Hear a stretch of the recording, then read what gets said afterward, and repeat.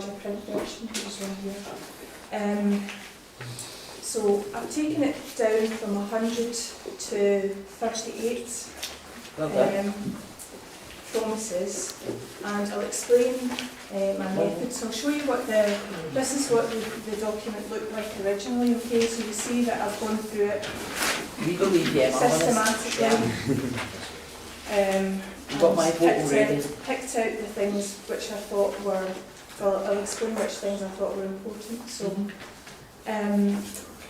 my method goes as follows. So I've really left out anything that's purely about maintaining a service that's already there. Okay, I think most people will be pretty vigilant when things are cut, so I haven't really kept in many things that like that. Anything that's too general, so something that's not quantifiable, I've taken those out as well. There's been a ton of them, right? A lot of them. Anything that appears to have little impact on citizens, so anything really that's too fluffy. So for example, while it sounds quite interesting, there's a commitment to having a science expo on Glasgow Green to celebrate the 250th anniversary of James Watt's condenser engine. Fantastic, that's really important. So things, fluffy things like that. With a condenser shaped cake to be cut I know it's important. So things like that, which are fluff, I've left out as well. Anything incomprehensible. There's a few of those. There's one about scholarships and businesses, which I just didn't. I'll read it to you. Number 50. Labour will introduce scholarships for pupils in partnership with businesses across the city, developing a curriculum tailored to their needs. Oh, I see, that's probably teaching people how to work at McDonald's. No, I suspect it's teaching them to work for free for businesses that will use their talent, extract their ideas and market them all on their own. Forgive me for being... So, leaving out those things that I've said already, brought the focus back instead to communities and their needs, things that are measurable, and the overarching promise, which I've got in bold at the top there, which I think they've got that listed as number 17, but I think it's a key one. Listen to local communities, consulting with residents and listening to their priorities for their neighbourhoods. Okay, so that's what we'd all hope, I think, that they do. Two of these things have happened already. One of them's on the sheet I've given you, another one isn't.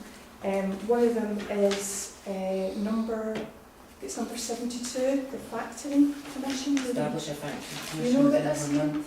Yes, Yeah. I thought So number 72 has already happened. Establish a Factoring Commission within 1 month of being elected to provide workable solutions for residents that are efficient, good value and fair. And I believe that's underway. The other one that's already happened was number 37, which you don't have on your sheet because it was about the Jubilee and the fantastic parties they were going to have for us. I think we all know that story. So yeah, this is my cut down manifesto. I think I have left off one that's quite important actually, which you maybe want to add in. So number 18, I don't know how I managed to miss this one out. Which is that Labour will ensure that our council is transparent, broadcasting council meetings live online, holding more meetings locally in our communities and establishing, what people are talking about this, a public petitions committee. So that one I missed out unfortunately. So yeah. So what we're left with, and when I was going through this and when I talked to Nick about it at the last meeting, I wondered if I would rearrange the categories. But in the end, I've decided to keep it the way that the council appears to think of it. So the categories that are there are their own. Okay, they're not necessarily where I would put things. So for example, under health, the only thing that I picked out in health is about 20 mile an hour zones. Now, I'm not entirely sure that comes under health. It can come under environment or all sorts of other things. So. So I think that all of the things that are on the list there, and I've combined some of them if it makes sense to combine them. So for example, the first ones there, so 9 and 10 are about dog fouling and litter. I think it makes sense to combine them.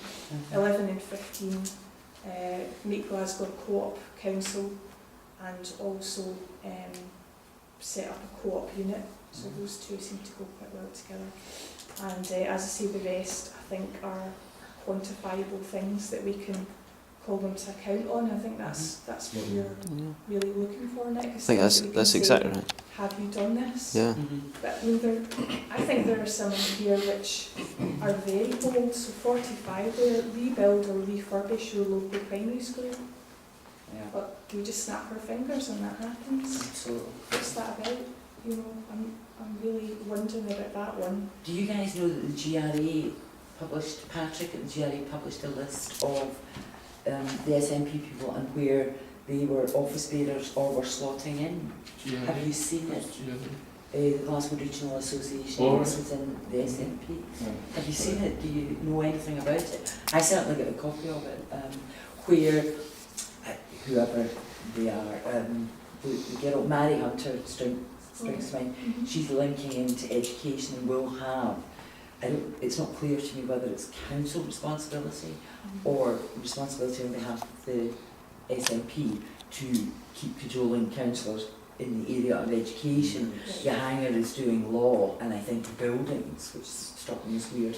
But maybe that should be circulated because it's handy to know It's the people in charge of the committees. Correct. Because the amount of SNP councillors increased, they decided that they had to go and share out of responsibility, I think. And one of my friends ended up being a Bailey. That's right, yeah. That was one of Okay, so before we get too much more discussive, is there any chance I could have a show of hands for taking this forward in terms of holding the council to account on their promises? Absolutely.